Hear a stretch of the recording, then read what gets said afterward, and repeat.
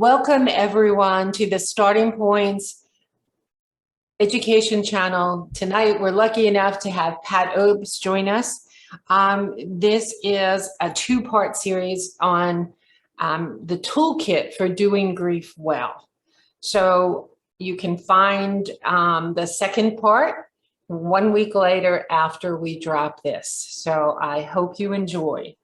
My name is Loretta Depka. I'm the Executive Director at Starting Point, and we try to bring to you podcasts that you can use.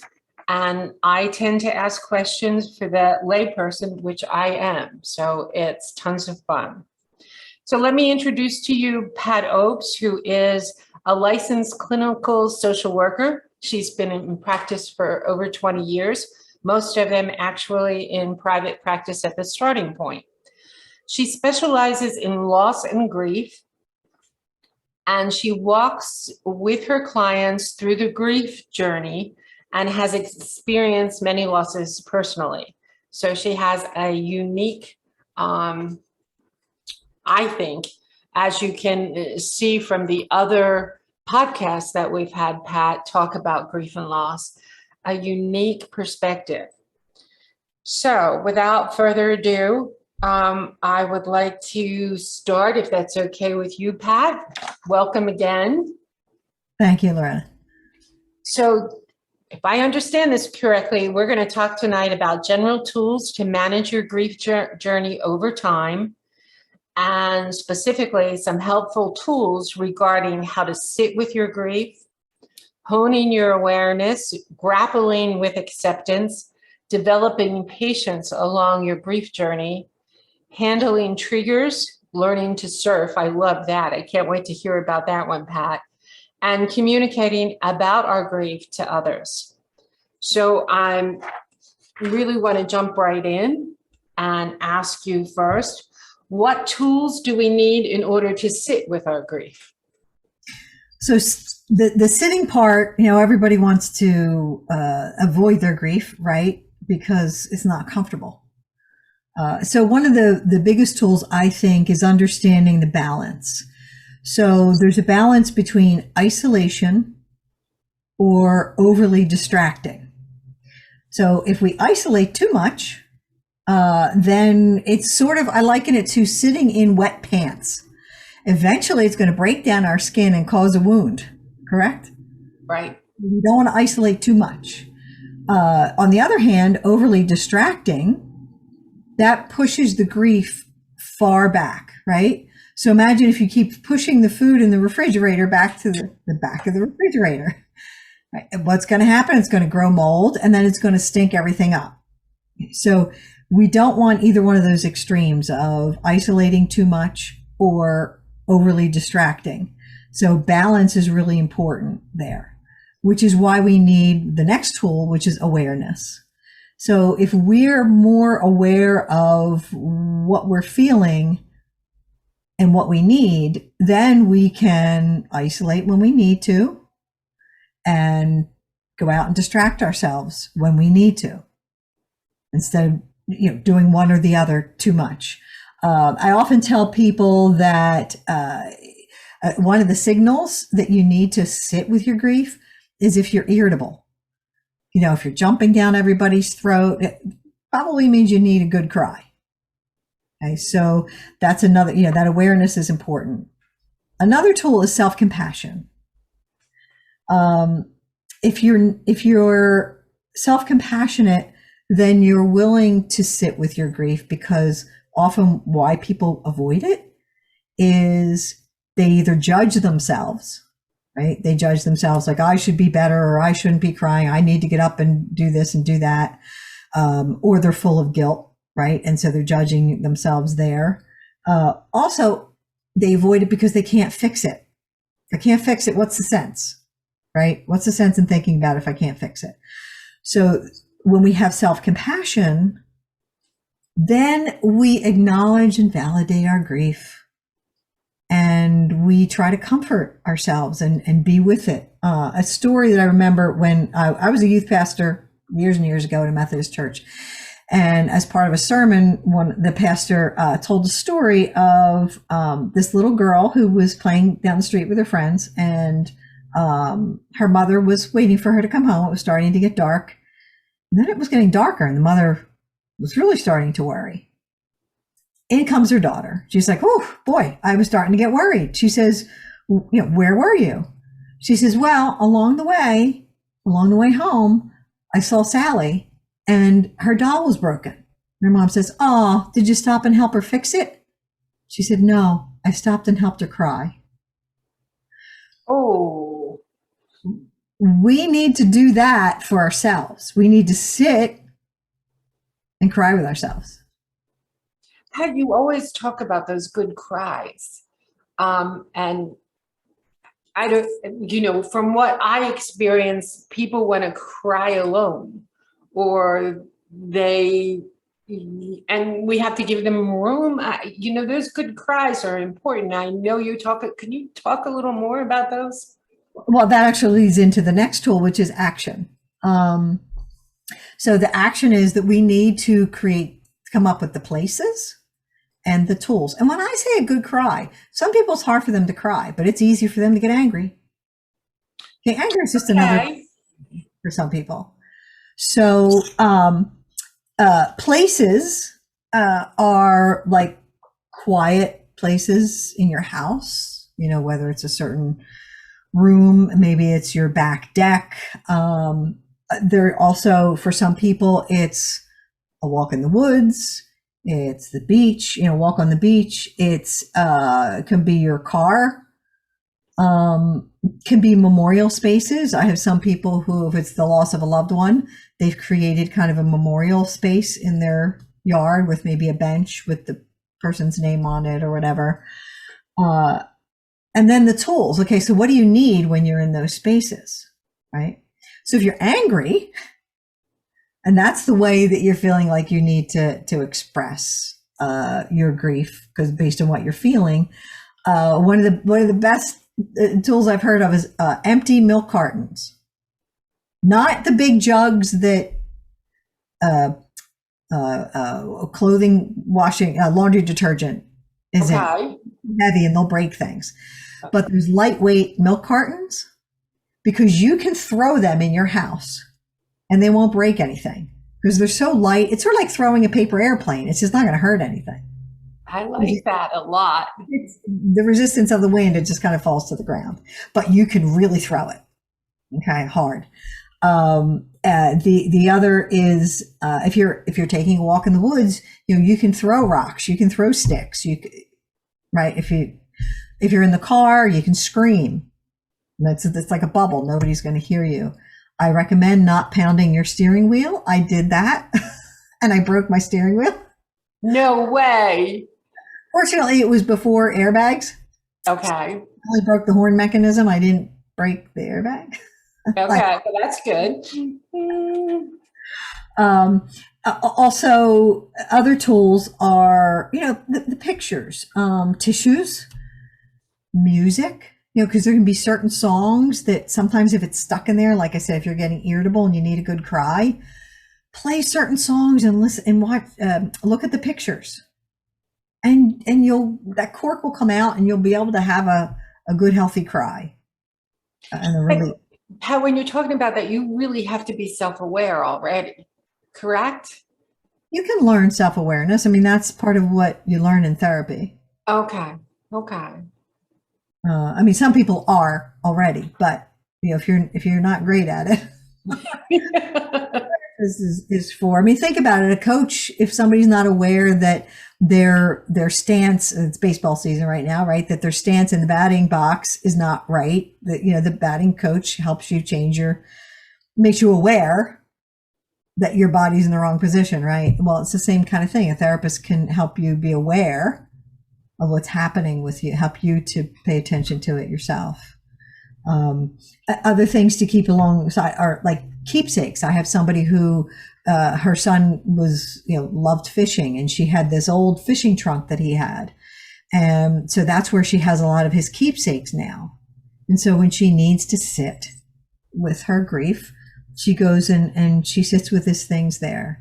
And of course, there's always, the trusty journal to keep by your side, because that can help you process some of that, the thinking and the feelings while you're sitting. So there was something we talked about earlier, and that was and I don't want to jump ahead here, but when you talk about what are the unavoidable parts of grief that we need to learn how to accept, what are some examples of that? So part of the reason why our brain keeps wanting to change the like we want to jump into a time machine, right? And go back in time and Absolutely right. Done this and done that. So a big part of acceptance, if you look at the synonym of one of the synonyms of acceptance, is cooperation. We have to work with what is, whether it's that we had a catastrophic illness that changed our body permanently, whether we're getting a divorce. We have to accept what is by cooperating with it. Like a sailboat, if you try to sail to land with the wind hard against you, and you try to just go straight, it's not going to happen. You're not working with the wind. But if a sailor tacks, goes back and forth, right, they'll eventually hit land because they're using the wind to help them move forward. So they're cooperating with the wind, right? We need to cooperate with what is. What is this person has died, or what is I have permanent damage to my neck, or whatever it is. Okay. Also, it's important that as part of the acceptance, there's a processing through the woulda, coulda, shouldas, because if we stay stuck in them, then that's a rumination, right? And we can't move on. That's that circle we get stuck in, that Jersey circle. So if we process through them, for instance, I had a client who lost her son to a drug-related death, and we were talking about she had sold his car recently, and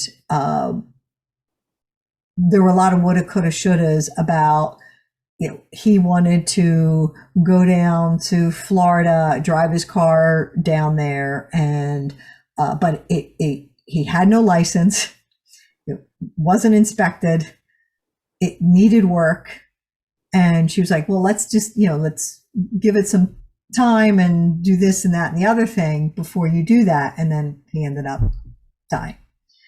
So of course it was like, oh, if I would have let him get down in Florida, but there's no guarantee. I mean, he could have gotten in a crash on the road because his car was not in good shape. He could have gotten arrested because he had no license. And you see what I'm saying? Like, there's no guarantee that had we done something different, the outcome would be different. I'm still stuck on what you said earlier, and that's such a great example. You have to work with what is. I don't think, Pat, from my perspective, that is such a strong statement, because I imagine in grief, you do get stuck before, and the what ifs. But you can't just tell people, well, it's not a guarantee. They're still going to wrestle with it. And again, right. That's why you see a therapist who will help you to process through that. And I'm not going to explain what processing means, but trust the experts, right? To be able to get you through that. Another tool of acceptance is accepting that crying is part of the process. Now, some people cry on the inside, some people cry on the outside, right? Because a lot of people, they don't want to do that, or they want to stop crying soon. I'm like, just let it be. It'll stop when it's ready. Another acceptance is that you will never go back to who you were. You can't go backwards, right? Nobody's invented that time machine yet. Someone's working on it, I'm sure. And that's part of that, accepting that this will change me forever. But that's where that post-traumatic growth comes in, that I think I've talked about on some other podcasts, where, we can actually evolve and become more empowered, have things, experience things in our life that we would never have experienced had this not happened. So there's accepting that we can't go back, and the only way is to move forward and see how to recreate our lives after loss. And how do we not rush it all? Rush the process. So patience is one of the things I teach the most. So here, back to the synonyms. Patience involves diligence. Diligence means like it's an active word. So doing the grief work. Again, if we sit stagnant, which way is the current going to take us? Backwards, right? Downstream. We don't want to go that way. So not being stagnant and doing what we can to continue to move forward in our grief. Grit. Okay. Grit means hard work. It's not easy, but we have to be willing to put the work in. Perseverance and persistence. That's seeing it through, right? And there's no time limit, right? No, not at all. Everybody's grief journey is different, but the key word is journey. Okay. It's not again, it's not a stagnant pond. A pond does not go on a journey. A stream does. Okay. A pond is stagnant with a lot of times a lot of gross stuff in it. You wouldn't drink pond water, but you might drink a clear stream, right? So we want to keep moving. We want to be more like a stream. That doesn't mean that we don't, sit on a rock now and then and take a rest. But part of our patience is creating some level of movement. So journaling can help that happen, because as we're processing through our thoughts, we can see some changes. I have a client who she's been avoiding journaling because she says, what am I going to say? I'm going to say the same thing. I know what I would say. And she says these like 4 sentences, and that's all I would ever say over and over and over again. I said, that's okay. I don't care if you say it on 40 pages in your journal. When you get to page 41, you'll say something different. So I told her, I said, at least half, if not all, of my first journal after I lost Ricky was all pretty much the same stuff, right? There was nothing new. And then as the healing was happening, then I started to write different things.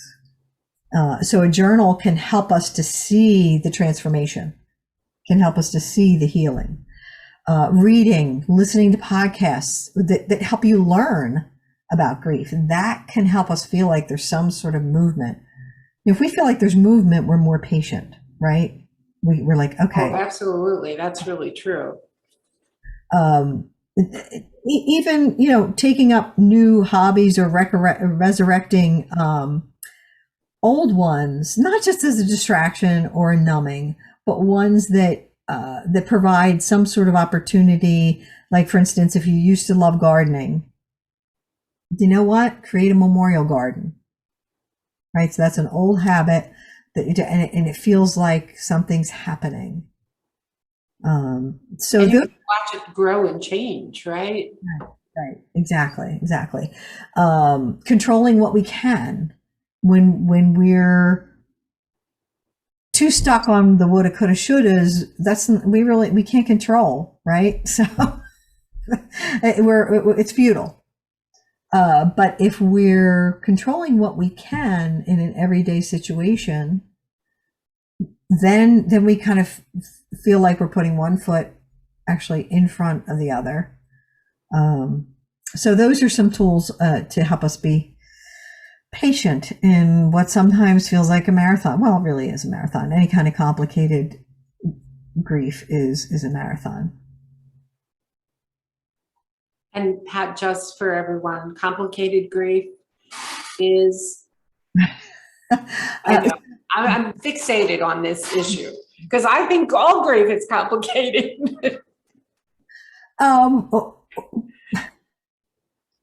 Complicated grief is sometimes by its very nature is automatically complicated. You know, the death of a child, a sudden death, a suicide, something that changes. So it has a lot of tentacles. Like it changes so much in your life. Like if you have a catastrophic illness and you just lose everything, your job, your home, bankruptcy even. I had somebody in bankruptcy, lost everything, divorced, all of that. That's complicated. Other grief can be complicated because we get stuck. And often we get stuck because we probably have some old trauma and whatnot, or we have a mental illness issue like depression, and we just get stuck in that. So that's another way that grief becomes complicated, and it goes on and on and on. Well, thank you for explaining it again. So patience that's something we're going to need all along the grief journey, correct? Yes. So how do we learn to surf? I love that one. So when we, when we are in the ocean, right, with the waves, there's, sometimes we get surprised by a wave, we get a little shaken up. Other times it kind of throws us off balance. Other times we get hit and we get knocked off our surfboard, right? Or a boogie board or whatever we use. And then there are times when we get hit so hard that we go tumbling, right? We don't know which end is up. And, when we finally come up, our hair is full of sand and all that. So there's different levels of triggers, right? So we really need to learn how to roll through those so that we can steady ourselves again, right? And the tools for that are, for one, all of the above. All the things we talked about so far will help you to surf better, will help you to find your footing again every time, the wave knocks you over. Okay. Also, in fact, I just had a client who ordered a bracelet with a heart that she can put her son's picture in. Keepsakes can help us to get through. I used to have a necklace that was a heart's missing link. So it was the shape of a heart and it was made of like little links, but there was one missing. And then there was a band across the middle that had Ricky's name and then his birthstone. And, so many times I would just kind of grab that and touch it and talk to him and ask him to help me through. I'd go to a grocery store, hear baby cry. Well, okay, I'd reach right for my necklace. So sometimes I have people keep things in their pocket. I had somebody who had to face her, hopefully soon to be ex-husband, going through a divorce. And I had her keep certain things in her pocket that remind her of her father, who was very supportive throughout her whole life, but he has died. And so that keepsake, right, was something that could help her get through that trigger of seeing him. And so keepsakes can do that as well. Also keeping in mind that it's what I call the Hot Wheels track, where level 1 and 2 are victim mode. Blame of self, blame of others, blame of God, the universe, whatever it is. Level 3 is the responsible person. Like we become empowered at level 3. We're in charge of our emotions, our actions, our behaviors, what we do with our grief, right? So one of the tools there is to keep that Hot Wheels track in mind. Hot Wheels track, the loop, when the car would go through, if it went through too slow, it crashes and burns, right? It doesn't make it all the way through. It just crashes. But if it keeps moving, it goes through the loop and it comes out on the other side. So if we kind of keep that Hot Wheels track in mind, even when we kind of get thrown by a trigger, we can keep moving through it using all the tools we've talked about and come out on the other side. I had a client who, well, it was the one with the car. Okay, so she recently sold her son's car.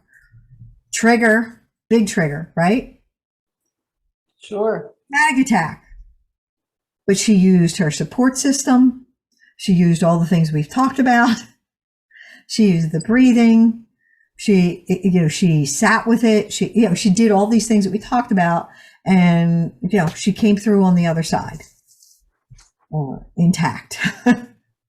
Okay, not having a nervous breakdown.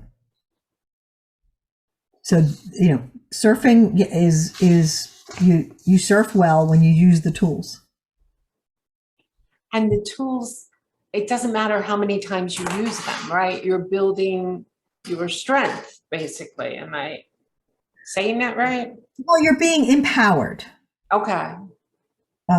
Where even when you get thrown off base, you know what to grab for that will help pull you back up, right? That's resilience. Resilience is that ability to adapt. It's flexibility, but a main ingredient in resilience is a support system. And the support system is not just people, it's things too. It's things like these tools. It's things like hobbies or reading or exercise or meditation, you say. So if we're using those things, helps us get grounded again. We need to get our footing again. So how do we communicate with others about our grief and the boundaries that we need? Right. So it's one thing to talk about what we need to do in order to manage our grief. But a lot of people don't understand, first of all, what we're going through in our grief. And second of all, they don't understand what's going to be helpful, right? Like your girlfriends are going to want you to get out all the time after a divorce, right? And you're like, no, I don't feel like it, right? Because they think that it's better for you if you're out partying. So we're the ones who have to teach them. So that's one of the things that we have to realize is that we as the grievers, the tag we're it. We're the ones who have to communicate what's going on. Understanding, accepting, and believing your context, though, is key. Because if you just think, well, I'm just going to pick myself up on my bootstraps, I always have, right? Then you're not really acknowledging and validating what you're going through.